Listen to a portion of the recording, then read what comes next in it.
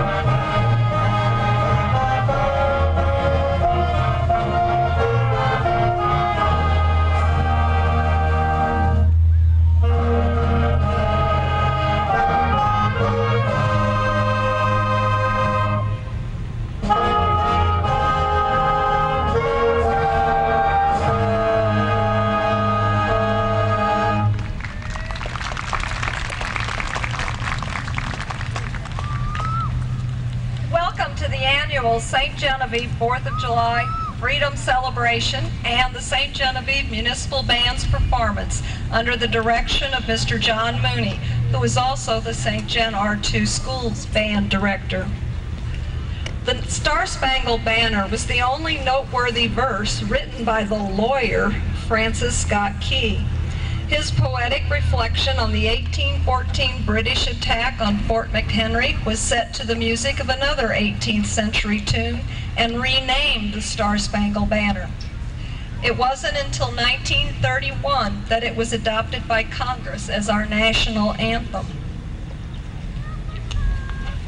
The next piece played tonight will be American Patrol by F.W. Meacham. Meacham composed this clever, innovative march back in 1885. American Patrol was first recorded on an Edison cylinder in 1903 and was reduced to 2 minutes because that's all the cylinder could record. Before Thomas Edison came up with his illuminating improvement of the incandescent light bulb, he tinkered with a method for recording sound. His first words ever recorded on a cylinder were, "Mary had a little lamb." Edison cylinders evolved into flattened phonographs or records. For you kids out there, that's what came before CDs. American Patrol was also recorded as a piano roll. In the 1940s, it became very popular again with Glenn Miller's rendition. Now here's the St. Genevieve Muni Band's performance of American Patrol. Listen for the marching patrol off in the distance as it gets closer.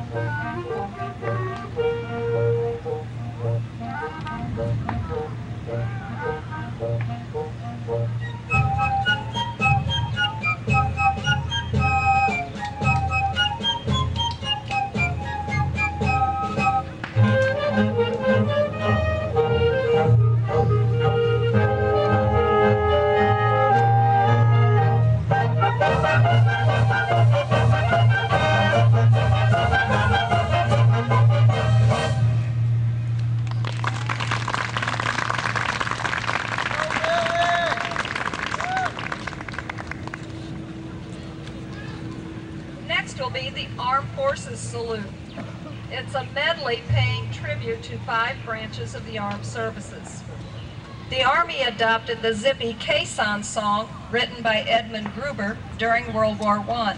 Though stationed 8,000 miles away from the European action, Gruber vicariously went over hill, over dale to make the caissons go rolling along. The Coast Guard's motto, Always Ready, is also the title of its service song. Captain Francis Saltus von Boskirk wrote the words to this theme in the cabin of his cutter in Georgia in 1922. It was 5 years later that he composed the music on an old piano in Alaska. He must have been always ready for the call, always ready, do or die. It's uncertain who wrote the Marines hymn, but it's been the theme for the U.S. Marine Corps for almost 200 years. They fight for right and freedom to keep our honor clean.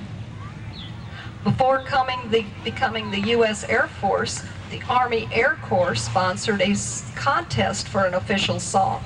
A group of Army Air Corps wives picked Robert Crawford's Off We Go into the Wild Blue Yonder. When the U.S. Air Force was established after World War II, Off We Go was adopted as their official song. Anchors Aweigh, the U.S. Navy's theme song, was composed by Naval Bandmaster Lieutenant Charles Zimmerman, and Midshipman Alfred Miles wrote the first 3 verses as a tribute to the Naval Academy class of 1907, predominantly as a football rah-rah song. It was later revised, and Royal Lovell added the final stanza in 1926, Glow Blue and Gold. Now, here's the Armed Forces Salute.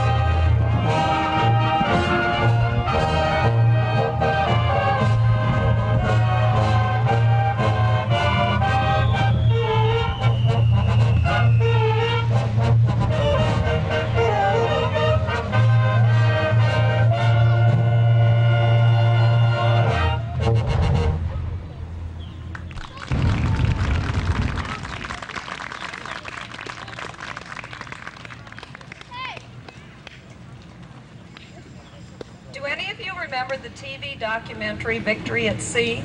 It was one of the first documentaries produced based on actual film footage. It first aired the winter of 1953. 99.9% of the 60 million feet of archival film collected was eliminated to create this stirring depiction of human drama during naval campaigns from the South Atlantic to Pearl Harbor to Midway. NBC's success with this documentary helped to establish the television documentary genre. Richard Rodgers, of Broadway fame, agreed to compose the score for Victory at Sea.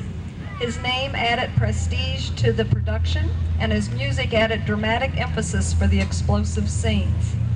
Of this experience, Rodgers said, "It was something new for me since not words were involved in the music. I had to express a mood and even a picture with music. In this way, the job has been challenging." The soundtrack at Sea was very popular, grossing over $4 million. It earned Rodgers an Emmy, a gold record, and a commendation from the U.S. Navy. Now enjoy a medley of the Song of the High Seas, Guadalcanal March, and the Hymn of Victory from Victory at Sea.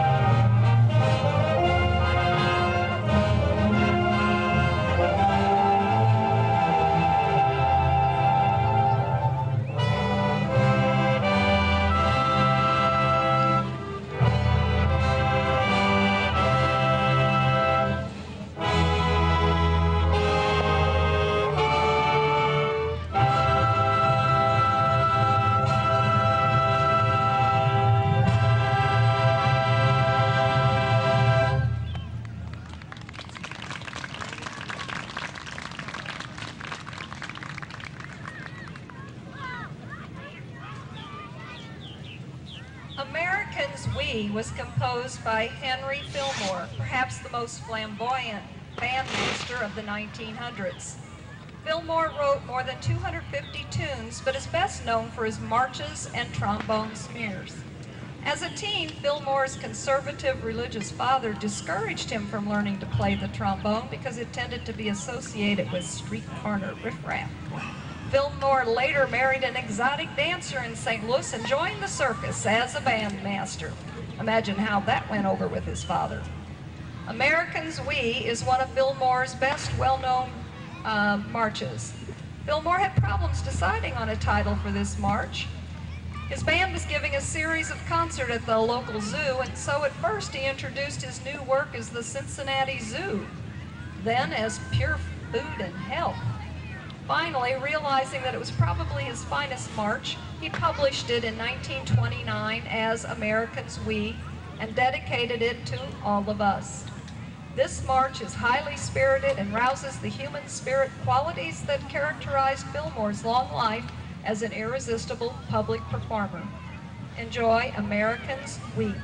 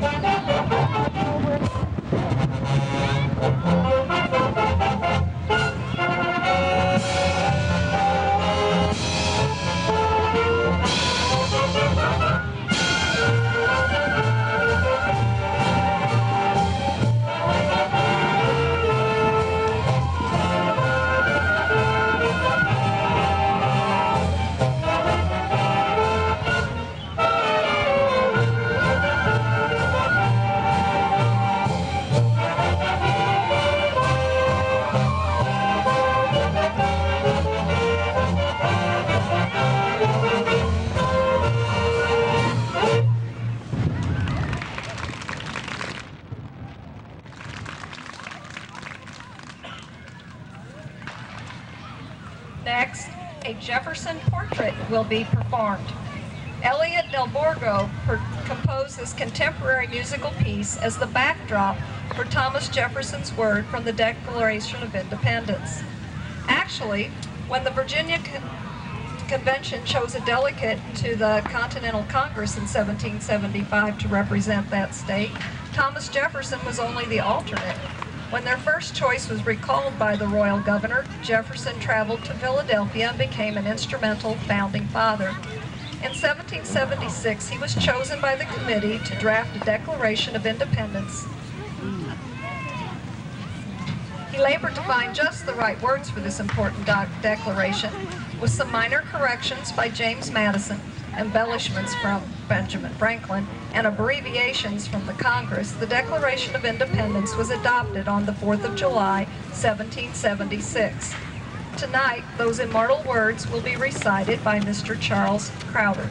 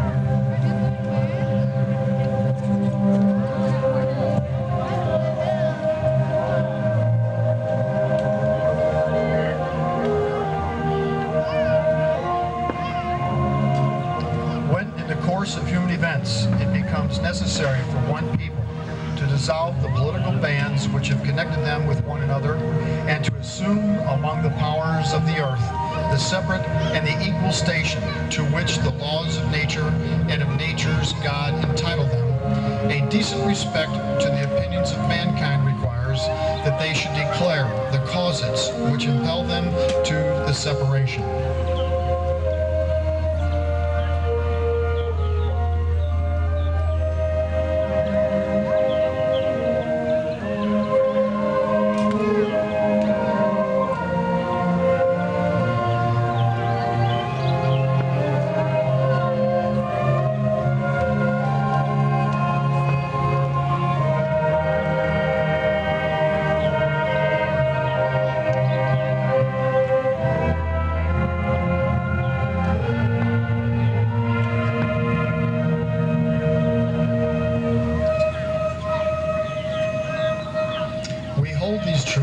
Self-evident that all men are created equal. They are endowed by their Creator with certain unalienable rights, that among these are life, liberty, and the pursuit of happiness.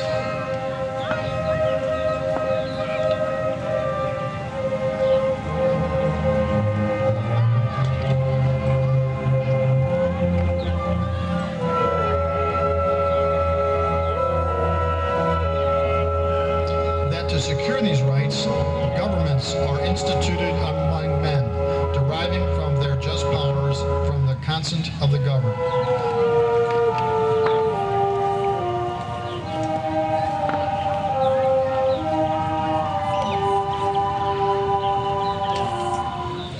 That whenever any form of government becomes destructive to these ends, it is the right of the people to alter or to abolish it, and to institute new government, laying its foundation on such principles and organizing its powers in such form as to them shall seem most likely to affect their safety and happiness.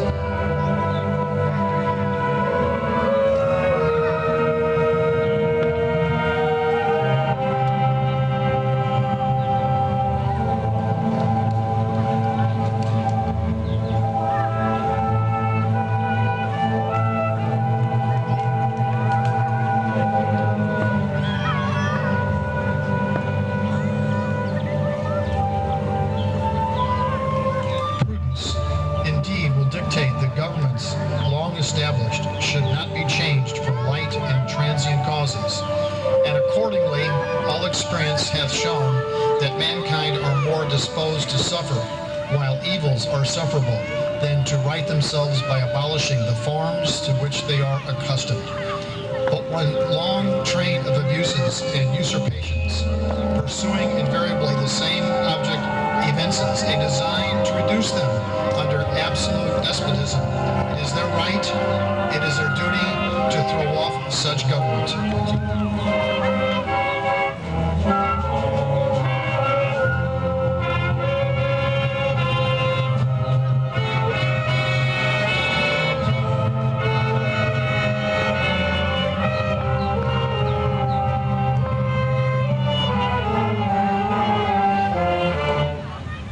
Such has been the patient sufferance of these colonies.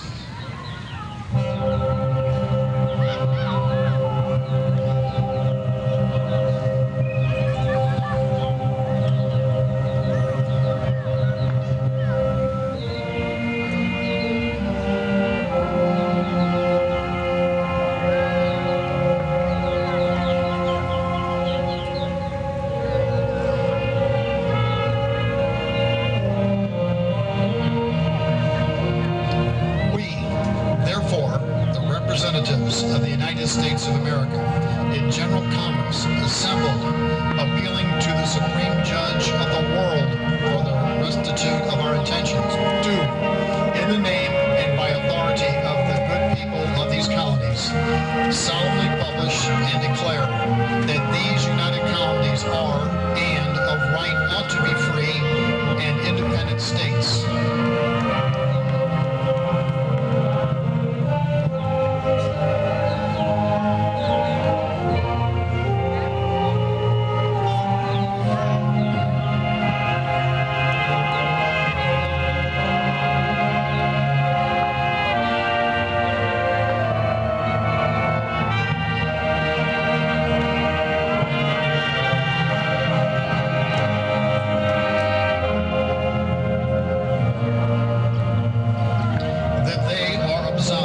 From all allegiance to the British Crown, and that all political connection between them and the state of Great Britain is and ought to be totally dissolved.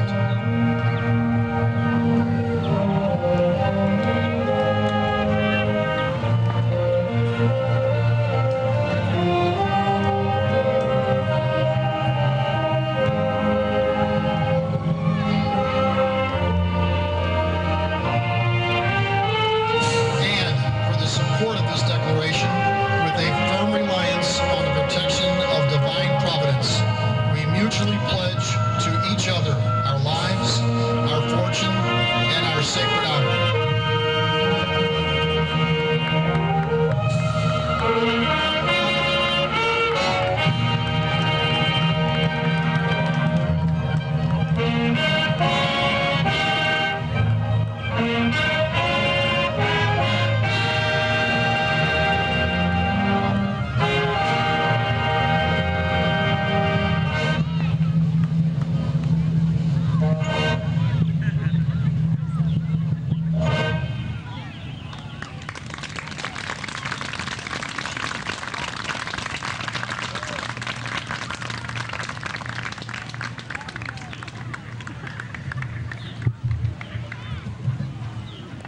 Thank you, Mr. Crowther. Mr. Crowther is a member of the Municipal Band and the principal at St. John High School. Formerly, he was the band director at St. John. Speaking of high school band instructors, next on the program is American Folk Rhapsody No. 2 by Claire Grunman. Mr. Grunman was originally a high school band teacher, and then he taught arranging, woodwind, and band at The Ohio State University. Oh. During World War II, he joined the Coast Guard as a chief musician. Later on, he received many awards for his compositions for radio, television, motion pictures, the ballet, and for Broadway. Mr. Grunman is renowned for his compositions based on folk and popular melodies, not only for his 4 American folk rhapsodies, but also folk medleys based on tunes from England, Finland, Ireland, Norway, Scotland, and Japan.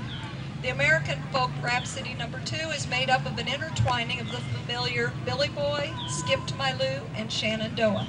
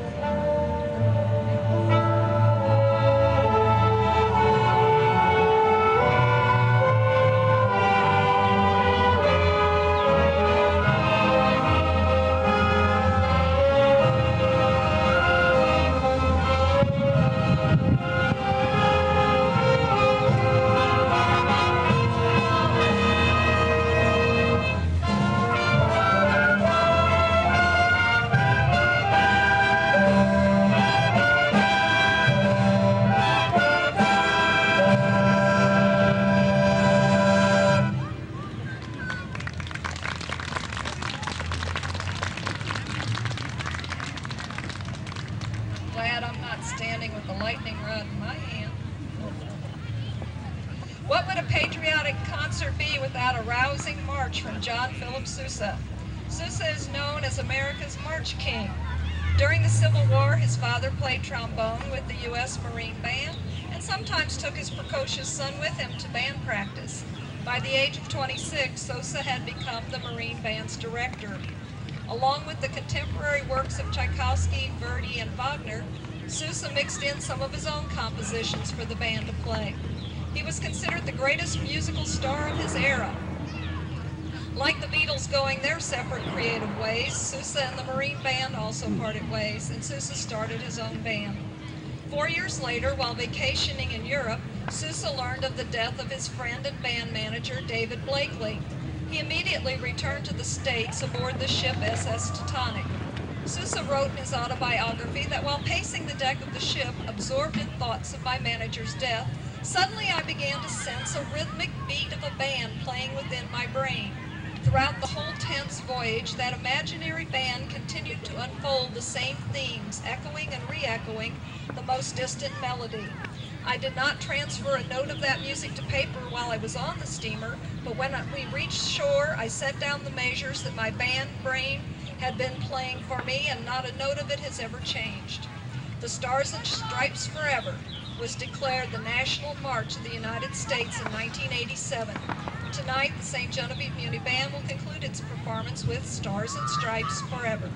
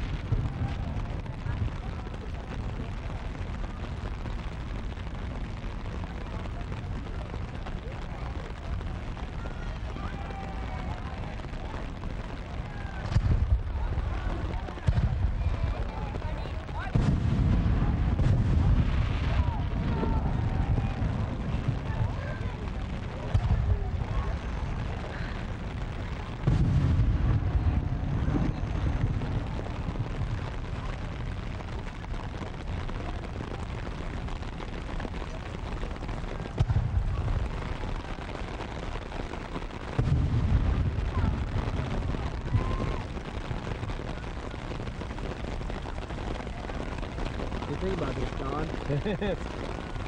Kind of wet. It ain't gonna be out, Don. It ain't gonna be out. My tax relief.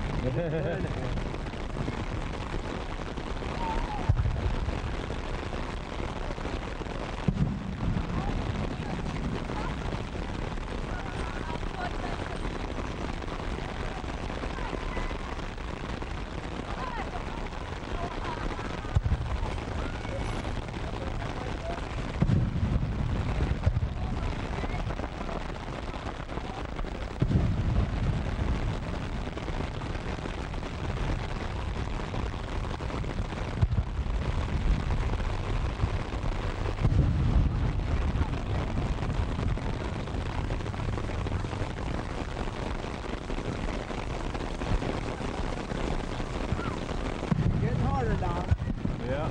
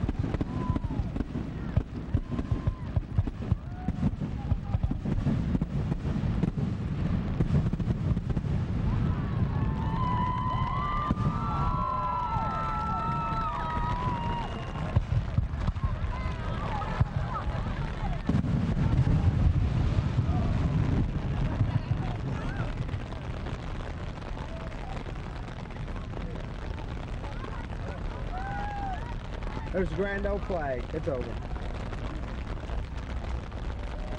Bye, Don. Bye. Have a good day, Don. Okay.